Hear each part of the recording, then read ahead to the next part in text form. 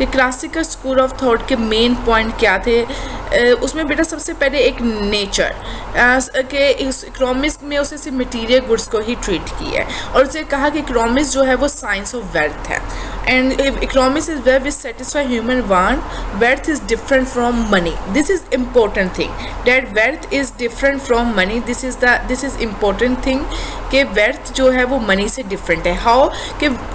क्यों डिफरेंट है, ये इसकी डेफिनेशन है बेटा, ये आपने 2 मार्क्स के क्वेश्चन में ये आपको बेटा आ सकते हैं। Wealth is the collection of resources and asset. एक बात याद रखें, वेल्थ जो होती है बेटा वो आपकी कलेक्शन ऑफ रिसोर्सेज हैं, एसेट्स हैं, आपकी सेविंग्स को वेल्थ कहा जाता है।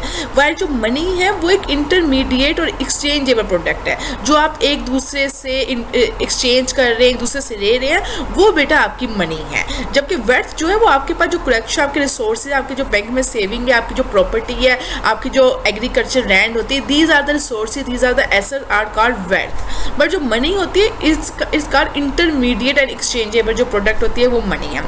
This is the very good, ये एक एग्जाम्पल है, ये आप ज़रूर बेटा अपने पेपर्स में हाईलाइट कीजिएगा।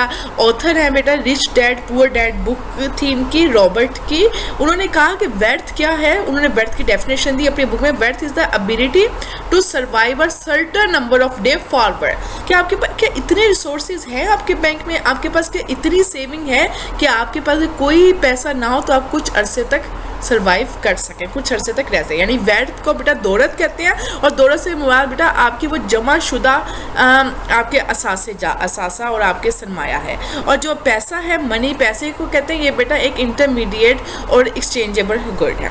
नाउ एस्पेक्ट ऑफ वेल्थ का जिक्र कैसे का, इसमें इकोनॉमी डील करती है 4 type of expect, production, consumption, distribution, exchange. तो बेटा सबसे इंपॉर्टेंट जो थिंग इसकी है वो यही है कि इकोनॉमिक्स जो है वो एक साइंस है which deal the wealth in terms of production, कि आपने दौलत को पैदा कैसे करना है, उसको खर्च कैसे करना है, उसका तबादला कैसे करना है one hand to hand other है, और उसको एक्सचेंज कैसे करना है। ना बेटा इस पर क्रिटिसिज्म पॉइंट कि इस पर क्रिटिसिज्म जो हुआ वो किन बेसिस पे इस पर क्रिटिसिज्म हुआ। नंबर 1 कि इसने it deal with more material concept, यानी सबसे बेसिक बेटा इसका यही था कि ये मटेरियलिस्टिक अप्रोच है, ये मादी खुशहाली का इल्म, यानी ये लोगों को मटेरियलिस्टिक की तरफ लेकर जाता है अनलेस सोशल वेलफेयर की तरफ। यानी ये लोगों में दौलत हासिल करने का जो एक लालच है, एक ग्रीडीनेस है, एक सेल्फिशनेस है जो सोसाइटी में, उसको इंक्रीज करता है। ठीक है, यानी ये इग्नोर कर रहा है स्पिरिचुअल और मोरल वैल्यूज को, यानी इसका ज़्यादा जो फोकस है वो वेल्थ पे है, दौलत पे है, और दौलत हमेशा सोसाइटी में बुराई लेके आती है। ये बेटा क्रिटिसाइज किसने किया था? थॉमस, जो लोग थे क्रिटिसाइज करने वाले, उसमें रस्किन थे, थॉमस थे, मार्शल थे, ये सब लोगों ने क्रिटिसाइज किया था।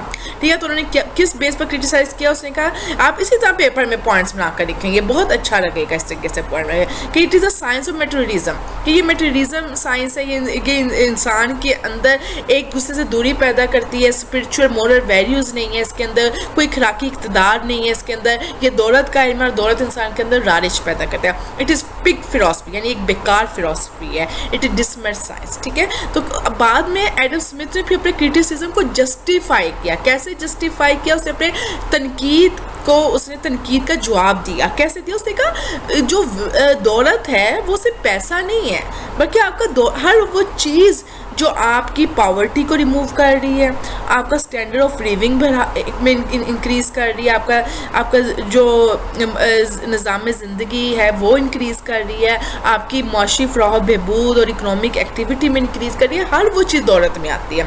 यानी उसने कहा दौलत एक बहुत ब्रॉडर कॉन्सेप्ट है, एक बहुत बड़ा कॉन्सेप्ट है जो यूज़ होती है फॉर रिमूव द पॉवर्टी, गुर्बत को ख़त्म करने के लिए, आपका standard level of living increase करने के लिए, आपके पैसा होगा, आपके पास बेटर रिसोर्सेज होंगे, आपके पास ज़्यादा घर होगा, जायदाद होगी, ज़मीनें वगैरह होंगी। तो इसमें से का वेल्थ एक ब्रॉडर कॉन्सेप्ट है और उसके अलावा से का वेल्थ जो है वो ह्यूमन वेलफेयर को इंक्रीज करता है। सो ये लास्ट लाइन बहुत एक इम्पॉर्टेंट है जो इसकी पूरी थ्योरी को जस्टिफाई करती है कि ये इंडिविजुअल के हाथ में है कि वो इस वेल्थ को सही मायनों में इस्तेमाल करे या बुरे मायनों में इस्तेमाल करे। तो उसने कहा कि ये जो दौलत है कि ग्रीडीनेस और सेल्फिशनेस का इल्म नहीं है, ये एक सोसाइटी में सेल्फिशनेस, खुद गर्जी और लालच में इजाफा नहीं करता, बल्कि ये दौलत है ये आपकी सोसाइटी से गुर्बत को ख़त्म करती है और आपकी माशी फ़राह बहबूद और इकनॉमिक माशी सरगर्मियों में इजाफा करती है। Thank you.